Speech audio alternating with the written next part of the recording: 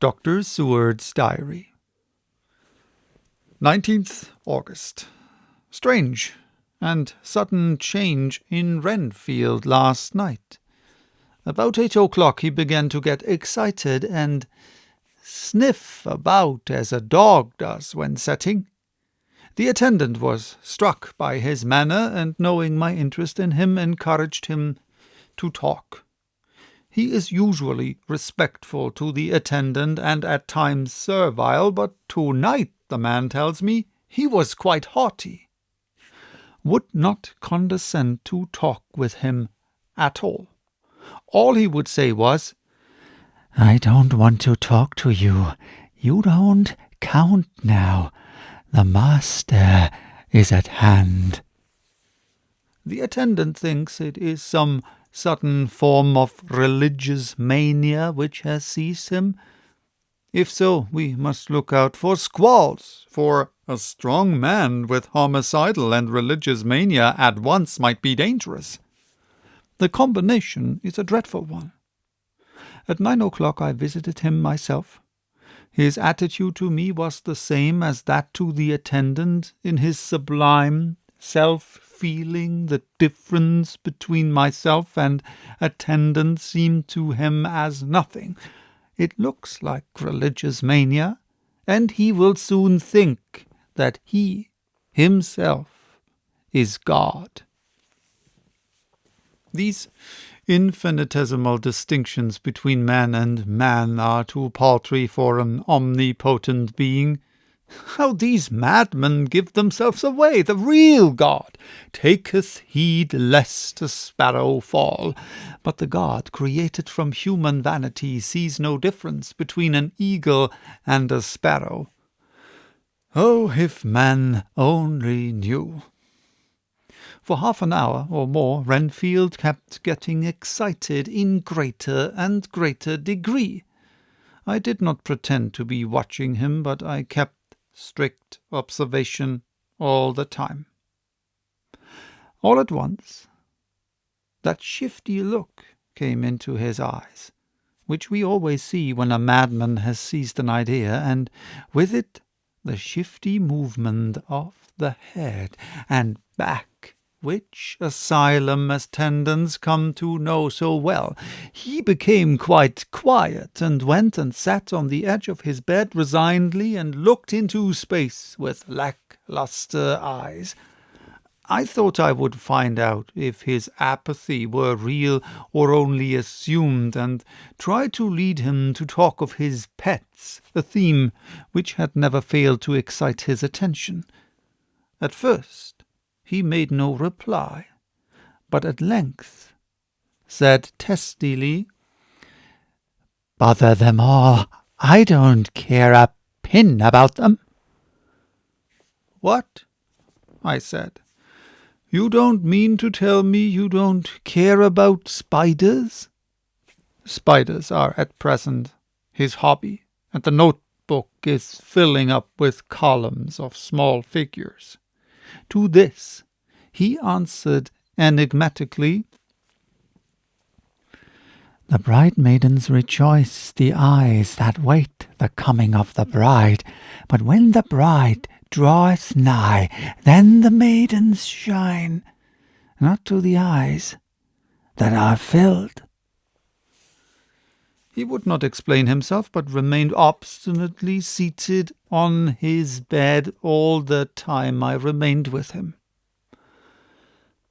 I am weary tonight, and low in spirit. I cannot but think of Lucy, and how different things might have been.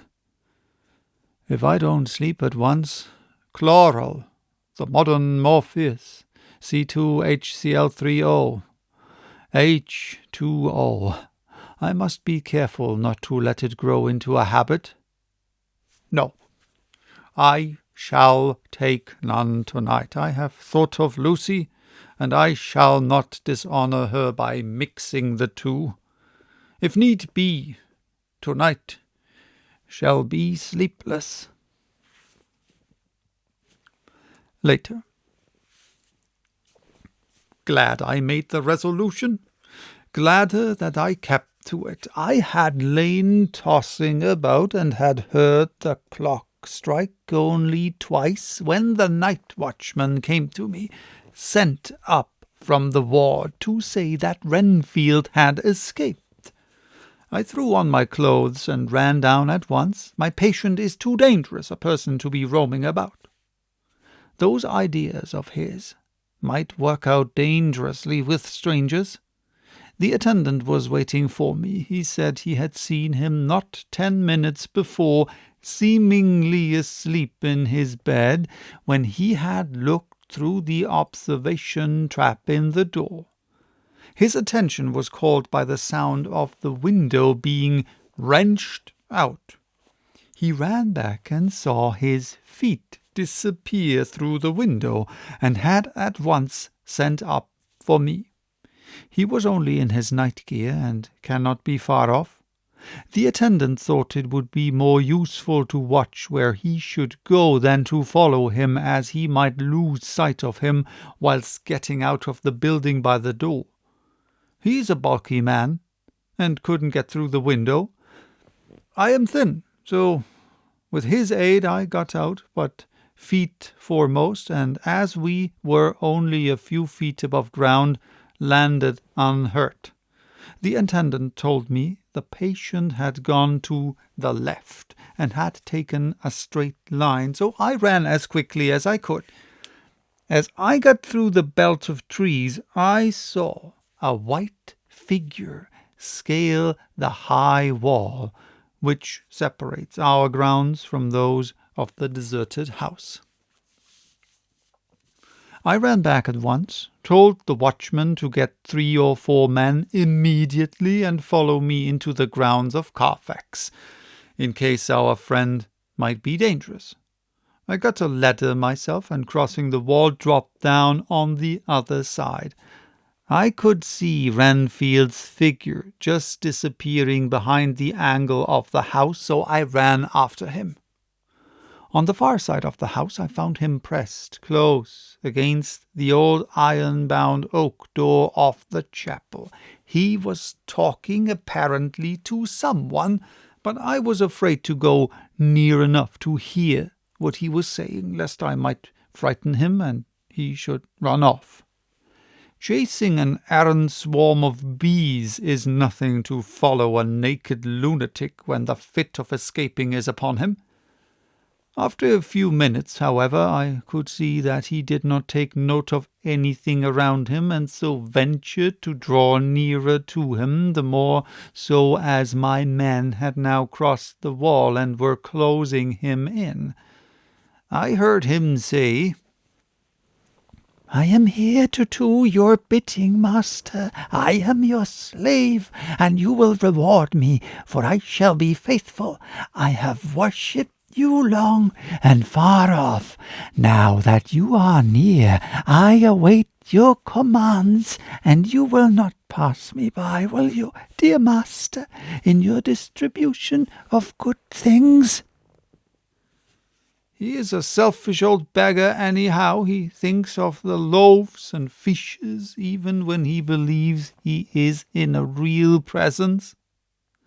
His manias make a startling combination. When we closed in on him, he fought like a tiger. He is immensely strong, for he was more like a wild beast than a man.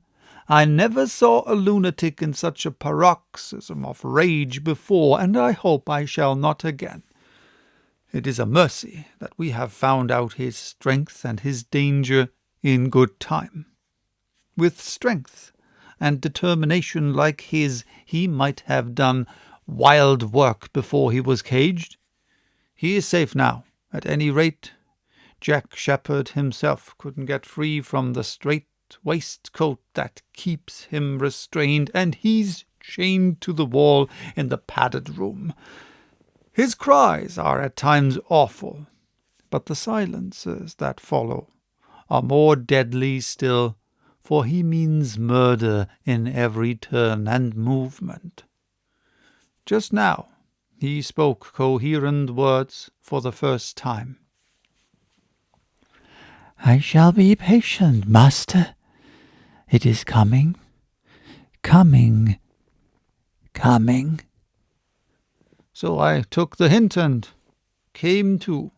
I was too excited to sleep, but his diary has quieted me, and I feel I shall get some sleep tonight.